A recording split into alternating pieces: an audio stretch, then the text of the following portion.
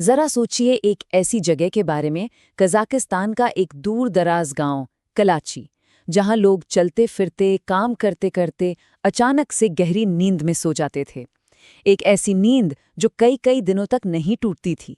ये किसी फिल्म की कहानी नहीं, बल्कि एक हकीकत है। तो चलिए आज इसी अजीबोगरीब और अनसुलझे रहस्य की परतों को खोलते हैं। ये आवाज है विक्टर कज़ाचेंको की, कलाची के ही एक बाशिंदा। सोचिए, एक दिन वो अपनी मोटरसाइकिल पर कहीं जा रहे थे और अगले ही पल उनकी आंखें खुलती हैं अस्पताल में, कई दिनों के बाद। बीच में क्या हुआ उन्हें कुछ याद नहीं। उनकी ये कहानी इस पूरे रहस्य को एक इंसानी चेहरा देती है। और मामला सिर्फ विक्टर का नहीं था। 2013 के बाद से इस अजीबोगरीब नींद की बीमारी के 152 से ज्यादा मामले दर्ज किए गए। यह आंकड़ा छोटा नहीं है। इसका मतलब है कि गांव का लगभग हर चौथा इंसान इसकी चपेट में आ चुका था। ये कोई इत्तेफाक नहीं था, ये एक फैलती हुई पहेली थी। तो आखिर ये नींद की बीमारी थी क्या? क्या इसका मतलब सिर्फ एक झपकी लेना था? नहीं, ये उससे कई ज्यादा खौफनाक था। जो भी इसकी चपेट में आता वो अचानक से कई कई दिनों तक चलने वाले एक गहरे कोमा में चला जाता था। और जब वो जागते तो उन्हें भयानक चक्कर आते, जी मिचलाता, सिर दर्द से फट रहा होता और कई बार तो वो अपनी याददाश्त का एक हिस्सा ही खो चुके होते थे। मतलब ये एक ऐसा हमला था जो शरीर और दिमाग दोनों पर हो रहा था। और सबसे डरावनी बात पता है क्या थी? इसका कोई पैटर्न नहीं था। ये कभी भी किसी को भी कहीं भी हो सकती थी। कोई इंसान गाड़ी चला रहा है और अचानक सो गया, कोई अपने घर में बैठा है और बेहोश हो गया। इस अनिश्चितता ने पूरे गांव में एक खौफ का माहौल बना दिया था। जाहिर है इस रहस्यमयी बीमारी ने दुनिया भर के वैज्ञानिकों का ध्यान खींचा। सरकार, डॉक्टर्स, साइंटिस्ट्स, हर कोई इस पहेली को सुलझाने में लग गया। एक बड़े पैमाने पर वैज्ञानिक जांच शुरू हुई। और ये जांच कोई छोटी मोटी नहीं थी। 20,000 से ज्यादा, जी हाँ, 20,000 से भी ज्यादा अलग अलग लैब्स और क्लिनिकल टेस्ट्स किए गए।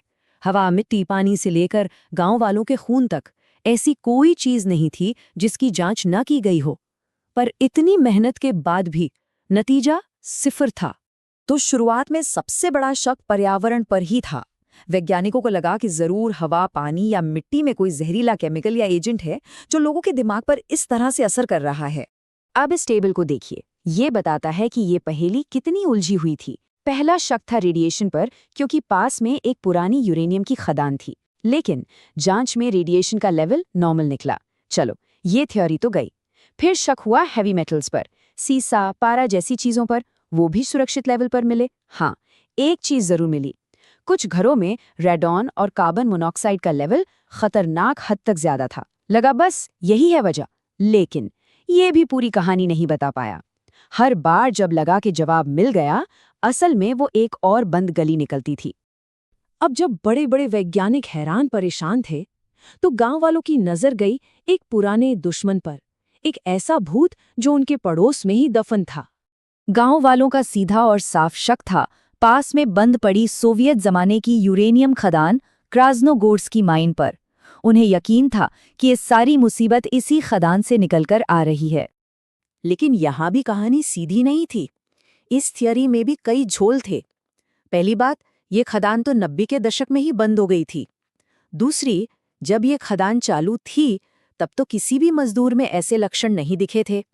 और सबसे अजीब बात, खदान के बिल्कुल पास एक और कस्बा था, क्रास्नोगोर्स्की, और वहां एक भी केस नहीं था। तो ये कैसे हो सकता है? ये थियरी भी जवाब देने से ज्यादा सवाल खड़े कर रही थी। तो जब कोई भी वैज्ञानिक जवाब नहीं मिला, कोई थ्योरी काम नहीं आई और खतरा बढ़ता ही जा रहा था, तो अधिकारियों ने एक बहुत ही बड़ा और कह सकते हैं एक विवादास्पद फैसला लिया। सरकार का प्लान बहुत सीधा था। स्टेप 1, मान लो कि हमें वजह नहीं पता। स्टेप 2, इस पूरे इलाके को रहने के लिए असुरक्षित घोषित कर दो। और स्टेप 3, गांव के सभी लोगों को यहां से निकालकर कहीं और बसा दो। मतलब समस्या को सुलझाने के बजाय लोगों को ही समस्या से दूर कर दो। और इस एक फैसले ने गांव को 2 हिस्सों में बांट दिया। एक तरफ थे अधिकारी और सरकार, जिनके लिए ये लोगों की जान बचाने का एक जरूरी कदम था। लेकिन दूसरी तरफ थे गांव वाले, जिनके लिए ये अपना घर, अपनी जमीन, अपनी यादें, अपनी पूरी जिंदगी को पीछे छोड़ देने जैसा था। और यहीं पे कहानी हमें वापस विक्टर के पास ले आती है। 2 बार उस भयानक नींद का शिकार होने के बाद भी उनका कहना था, मैं कहीं नहीं जाऊंगा, मैं यहीं पैदा हुआ, यहीं मरूंगा। उनका ये दृढ़ संकल्प दिखाता है कि इस अनसुलझी पहेली की असली कीमत कौन चुका रहा था। कलाची की ये कहानी एक बहुत ही परेशान करने वाला सवाल हमारे सामने छोड़ जाती है। क्या होता है जब खतरा तो सामने हो, बिल्कुल असली, लेकिन उसका क्यों किसी को ना पता हो?